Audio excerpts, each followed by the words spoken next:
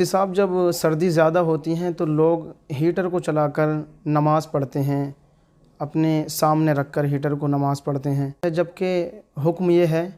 کہ نماز پڑھیں تو آگ سامنے نہیں ہونی چاہیے۔ دیکھیے، اصل مسئلہ تو یہی ہے کہ آگ سامنے رکھ کر کے نماز نہیں پڑھ سکتے۔ اس کی وجہ یہ ہے کہ مجوسیوں کا یہ طریقہ ہے کہ مجوسی جب عبادت کرتے ہیں تو وہ اپنے سامنے آگ رکھ لیتے ہیں اور پھر اس کی عبادت کرتے ہیں، تو ان کا ایک طریقے سے مشابہت ہو جائے گی،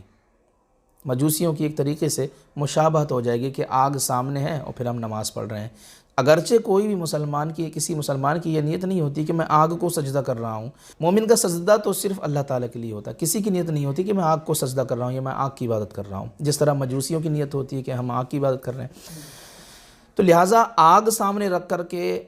نماز پڑھنا علماء نے اسے مکروہ قرار دیا ہے،